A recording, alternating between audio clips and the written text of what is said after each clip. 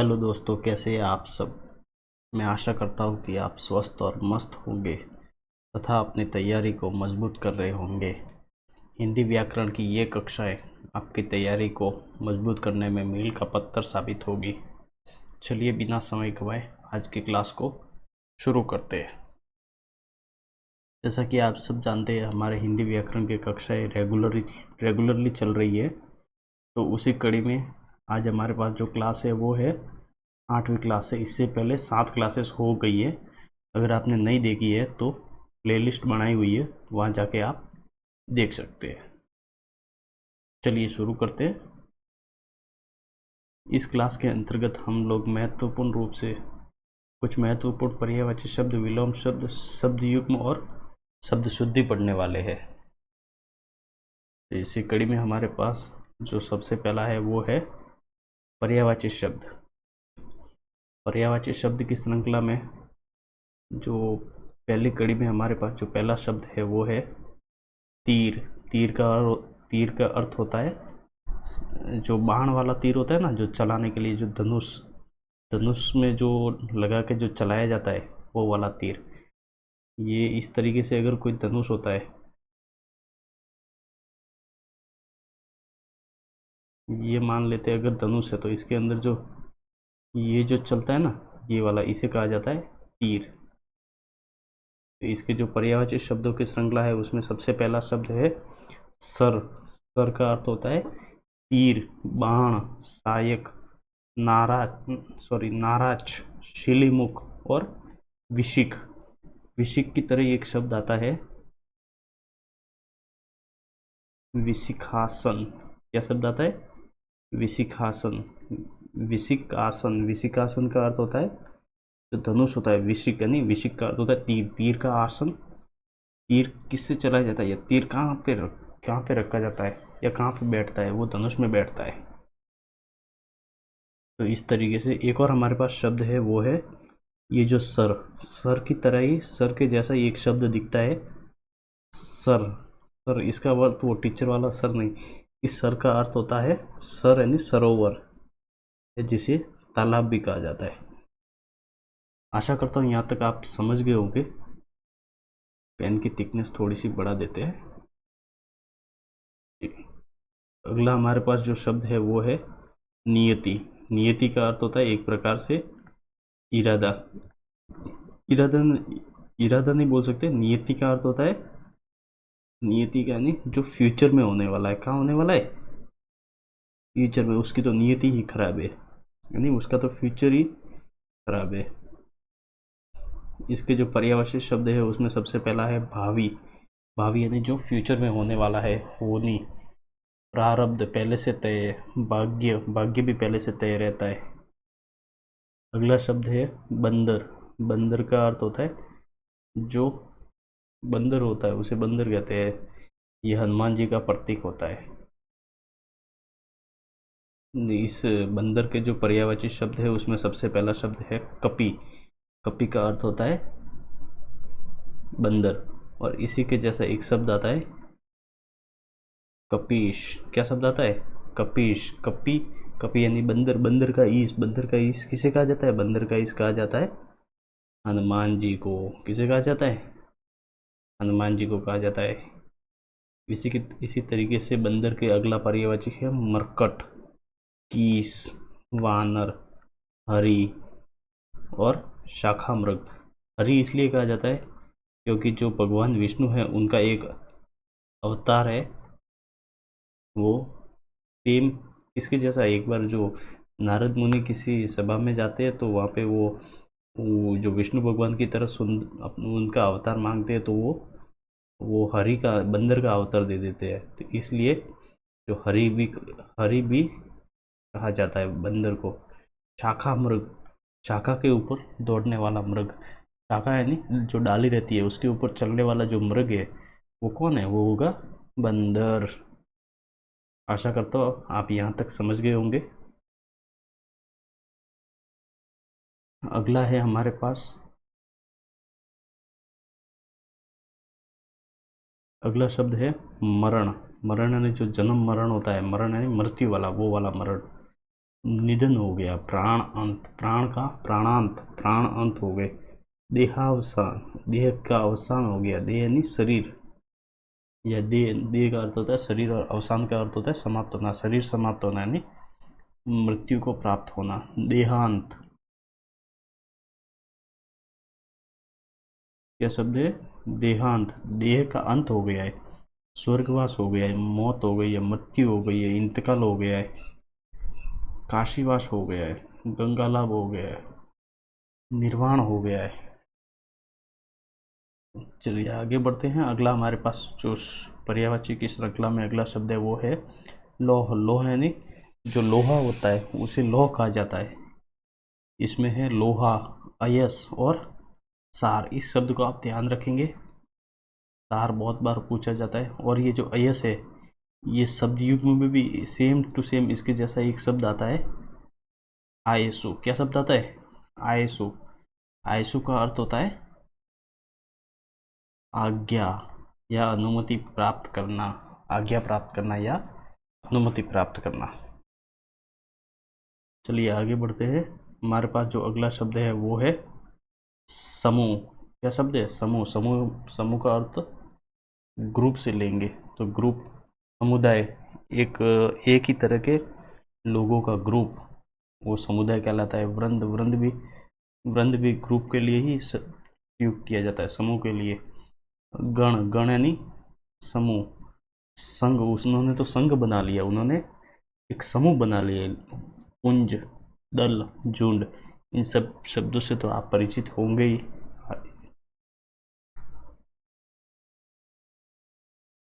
अगली कड़ी में हमारे पास जो शब्द है वो है विलोम शब्द, महत्वपूर्ण विलोम शब्द। इसमें हमारे पास जो सबसे पहला शब्द है अनुरक्त। अनुरक्त, इसका जो विलोम शब्द होता है वो होता है विरक्त। क्या होता है?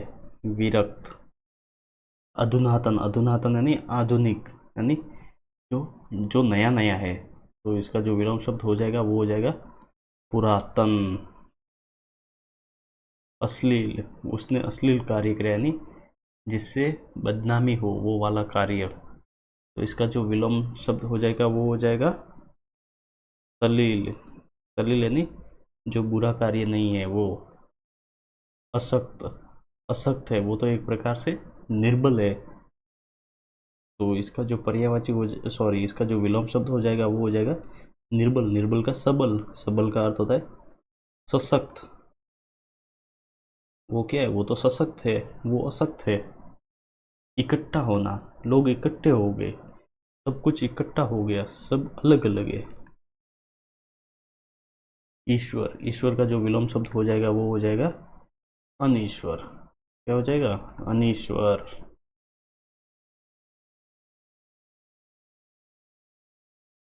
कोई, हर चीज के दो पहलू होते हैं। ऋणात्मक, ऋणात्मक यानी इसमें कोई कमियां वगैरह हो या फिर घाटा हो, ऋणात्मक हो गया। इसका जो विलोम शब्द हो जाएगा वो हो जाएगा धनात्मक। क्या हो जाएगा? धनात्मक। एक, वो तो अकेला है, वो तो एक है। एक का जो विलोम हो जाएगा वो हो जाएगा अनेक। वो तो एक है लेकिन हम अनेक है। क्षर, क्षर, क्षर का जो विलोम शब्द होता है वो होता है अक्षर। क्षर यानी जिसकी, क्षर का अर्थ होता है जिसका क्षय होता हो। क्या होता हो? क्षय होता हो, क्षय होता हो। और जो अक्षर है उसका क्षय नहीं होता, यानी उसका, उसमें कमी नहीं होती। क्षत, क्षत का विलोम शब्द हो जाएगा अक्षत। हो जाएगा अक्षत। उसने तो मेरे साथ घात किया, वो घात करेगा तो उसके बदले में प्रतिघात मिलेगा। क्या मिलेगा?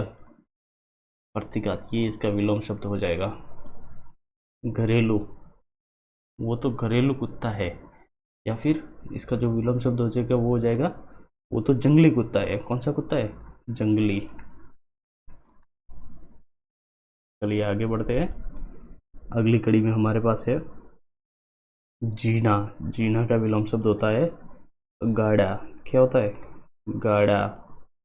वो तो झगड़ालू है, झगड़ालू यानी जो झगड़ा वगैरह ज़्यादा करता है।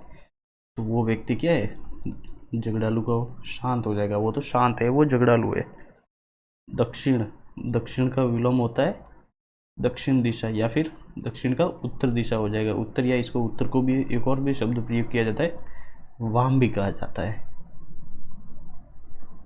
दृढ़, वो तो दृढ़ निश्चय है उसका, तो एकदम जो भी बोलता है, जो भी संकल्प करता है वो पूरा करता है, वो तो दृढ़ है, एकदम अपने इरादे पे अटल रहने वाला है। तो इसका जो विलोम, वो जो अटल नहीं रहेगा उसे क्या कहेंगे, उसे कहेंगे विचलित। तो जो दृढ़ शब्द है उसका जो विलोम शब्द हो जाएगा वो हो जाएगा विचलित। न्याय, न्याय का आप सब जानते हैं, न्याय, मेरे साथ न्याय हुआ, उसके साथ अन्याय हुआ।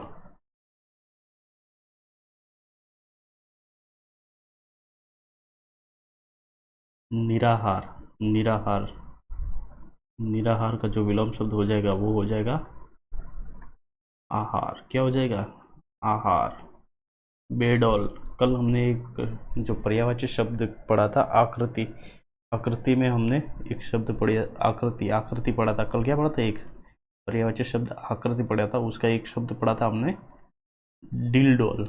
डिलडोल है नहीं, उसका नक्शा। इसके साथ अगर हम बे उपसर्ग लगा दे तो वो हो जाएगा बेडौल। क्या हो जाएगा, बेडौल। बेडौल यानी जिसका ढंग सही नहीं है, क्या है, जिसकी आकृति सही नहीं है।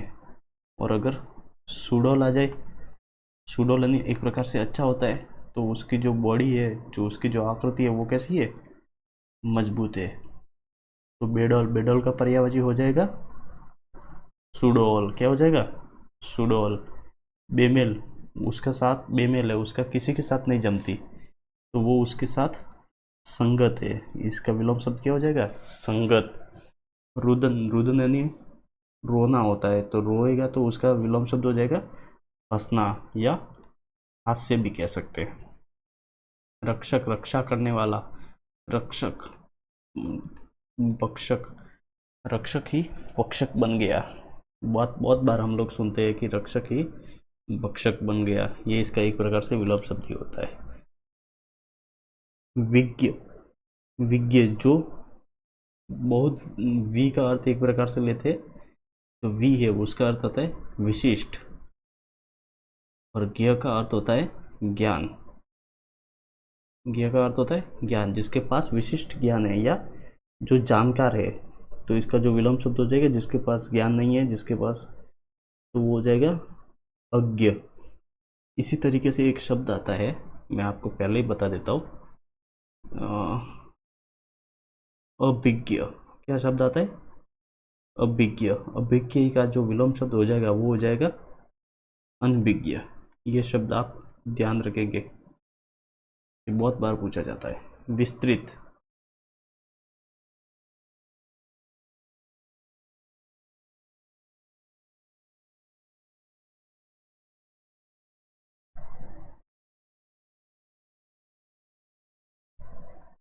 विस्तृत, विस्तृत यानी बहुत बड़े पैमाने में फैला हुआ है, तो इसका जो विलोम शब्द हो जाएगा विस्तृत का संक्षिप्त। क्या हो जाएगा, संक्षिप्त। सौभाग्य, उसको तो सौभाग्य से मिला है, तो उसका किसी का भाग्य अच्छा होता है तो किसी का भाग्य अच्छा नहीं होता, दुर्भाग्य। सृष्टि, सृष्टि का अर्थ होता है निर्माण करना, निर्माण होगा तो प्रलय भी आएगा।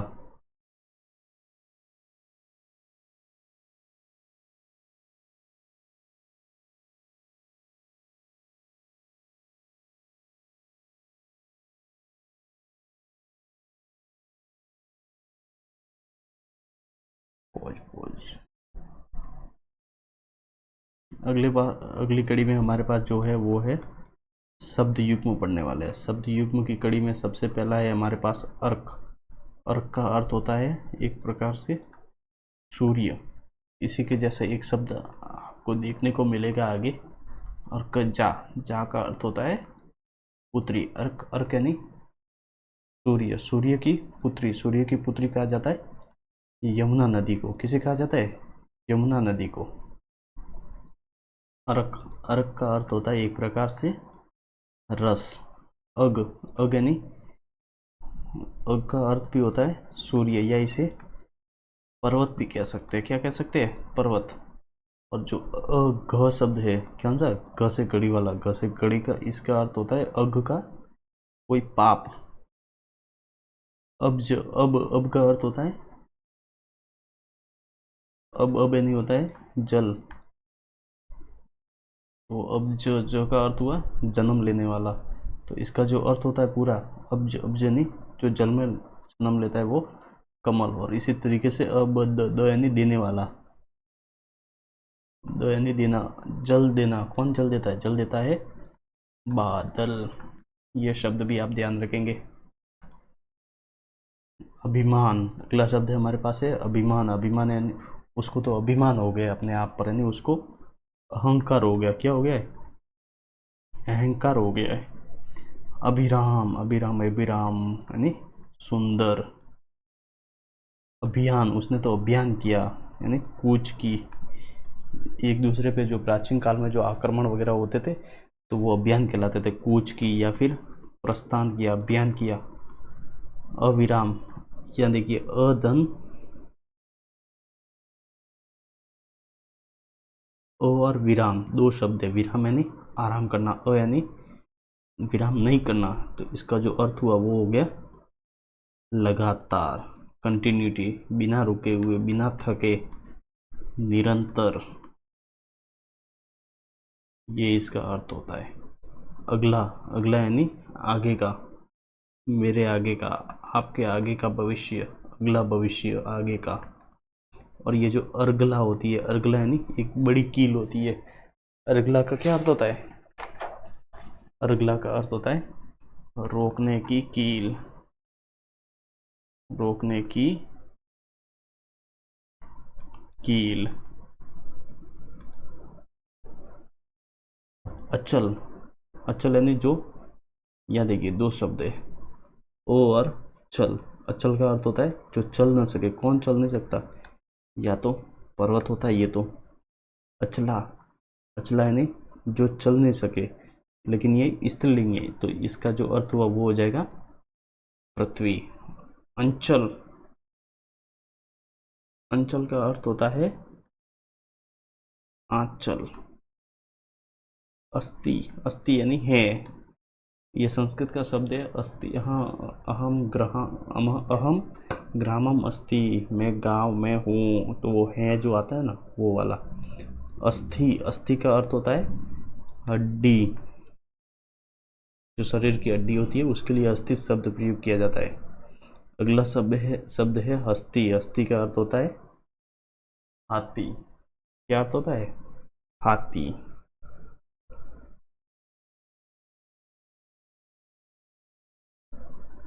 हमारे पास जो अगला शब्द है वो है अवगत। उसने अवगत करा दिया, यानी अवगत एक प्रकार से किसी बात से परिचित करा देना। तो जो अवगत, अवगत का अर्थ होता है ज्ञात। और अविगत, अविगत का अर्थ होता है ये अव्यक्त है। ये क्या है? अव्यक्त है, या इसे दूर भी लिख सकते हैं। आहुति देना, आहुति का अर्थ होता है हवन से संबंधित कुछ भी। और आहुति बड़ा हुआ आएगा तो, बड़ा हुआ है तो बड़ा बुलावा आएगा खाने के लिए वगैरह, कोई बड़ा सा बुलावा है तो हमें भी बुला लिया। इस तरीके से आप ध्यान रखेंगे। आय, आय का अर्थ होता है उसकी आय कितनी है, उसकी आमदनी कितनी है। आयु, उसकी आयु कितनी है, उसकी उम्र कितनी है। आगे बढ़ते हैं। अगला हमारे पास है वो है शब्द शुद्धि। शब्द शुद्धि में हमारे पास सबसे पहला शब्द है वो है मंत्री। यहाँ पे मैं आपको एक चीज बताना चाहूँगा। यहाँ पे एक स्लाइड ले लेता हूँ।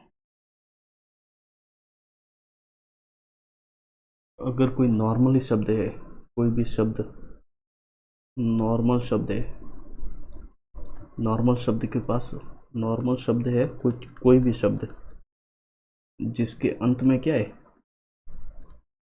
अंत में बड़ी ई की मात्रा है, और उसके पास, उसके बाद यदि कोई कुछ शब्द जुड़ता है, उसके बाद कुछ शब्द जुड़ता है, तो ये जो ई है ये छोटी ई बन जाएगी। क्या बनेगी? छोटी ई बनेगी। जैसे अभी हमारे पास यहाँ पे एक शब्द है मंत्री, तो ये शब्द शुद्ध होता है।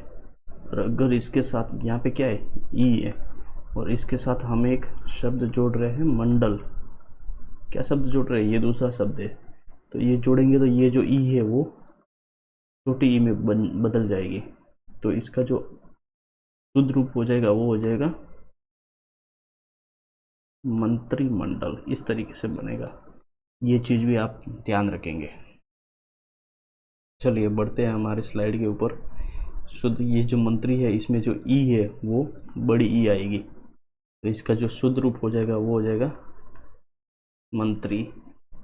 और ये मंत्रिमंडल, ये ई है ये छोटी आएगी, तो इसका जो शुद्ध रूप बन जाएगा वो बन जाएगा मंत्रिमंडल। क्या बनेगा? मंत्रिमंडल। ये ई है वो छोटी आएगी।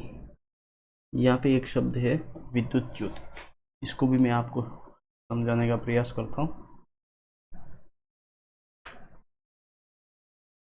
हमारे पास ये जो एक शब्द आता है विद्युत हलंत आता है, और उसके बाद ज्योति शब्द आता है। विद्युत ज्योति, विद्युत की ज्योति यानी जो बिजली चमकती है वो वाली विद्युत की ज्योति। तो ये जो त है ये ज में परिवर्तन हो जाएगा। किस में बदलेगा? ज में। तो इसका जो शुद्ध शब्द हो जाएगा, तो इसकी जो संधि होगी वो होगी विद्युत का ज, और ये ज्योति इस तरीके से बनेगा। तो यहाँ पे हमारे पास डबल ज आएगा। क्या आएगा? डबल ज।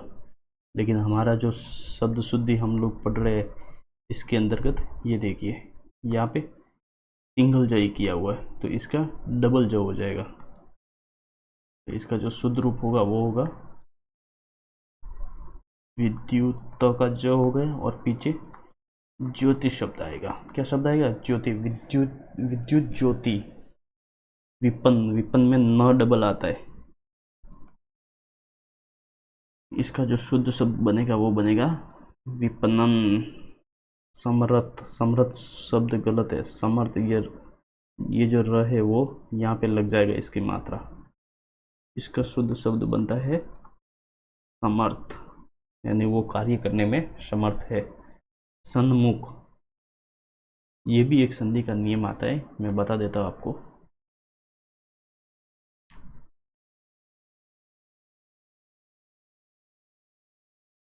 यदि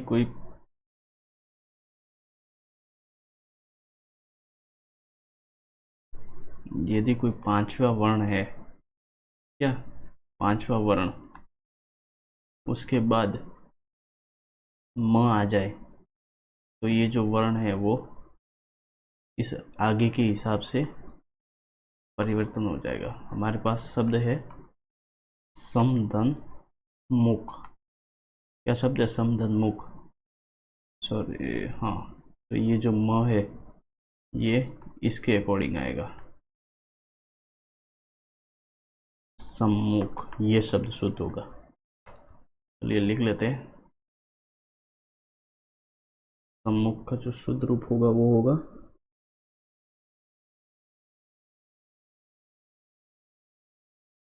सम्मुख। क्या हो जाएगा? सम्मुख। आशीर्वाद, इसमें ये जो र है, सॉरी, इसमें जो ई है ये बड़ी ई आ जाएगी। आशीर्वाद। क्या हो जाएगा? आशीर्वाद दीजिए। अधोतल, यहाँ पे इस तरीके से होता है। विसर्ग के बाद अगर त वर्ग या फिर ये स आ जाए, तो ये जो विसर्ग है ये बन जाएगा स में परिवर्तन हो जाएगा। क्या होता है? स में परिवर्तन हो जाए। यहाँ देखिए इस शब्द में यहाँ पे अद्य है, अद्य के बाद तल, त शब्द आता है, तो ये जो ओ में नहीं बदलेगा, ये बदलेगा अद्य स्थल। ये शब्द शुद्ध होगा। चलिए आगे बढ़ते।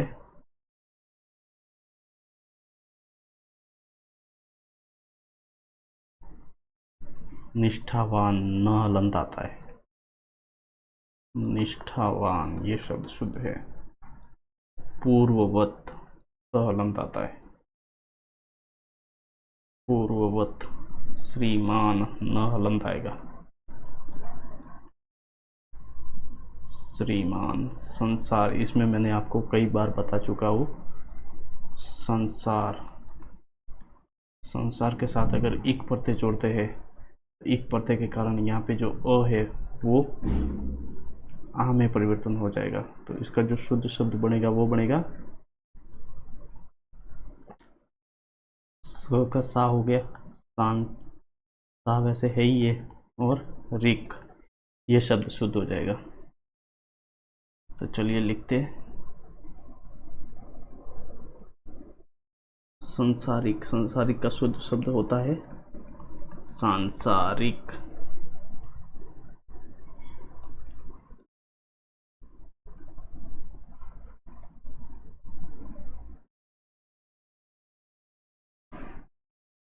आज की क्लास समाप्त होती है।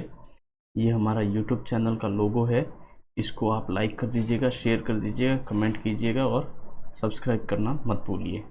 अगर आप क्लास की PDF की लिंक PDF डाउनलोड करना चाहते हैं तो आप हमारे YouTube channel Telegram channel LC गुरुजी को सब्सक्राइब कर दीजिएगा। किसे सब्सक्राइब करेंगे? ये जो LC गुरुजी करके जो YouTube चैनल टेलीग्राम चैनल है, इसको ज्वाइन कर दीजिएगा। इसको आप करेंगे ज्वाइन, जहाँ पे आपको मिलेगी क्लास की PDF, क्लास की लिंक और जो PPT है या जो PDF फाइल है वो मिलेगी आपको, यहाँ पे शेयर की जाती है। ये हमारे YouTube चैनल का लोगो है, तो इसे आप सब्सक्राइब जरूर कर दीजिएगा। सब्सक्राइब YouTube चैनल को। ठीक है, चलो चलते हैं। Thanks for watching. लाइक कर दीजिएगा, शेयर कर दीजिएगा और कमेंट करिएगा और सब्सक्राइब जरूर करिए LC गुरुजी YouTube चैनल को। Thank you.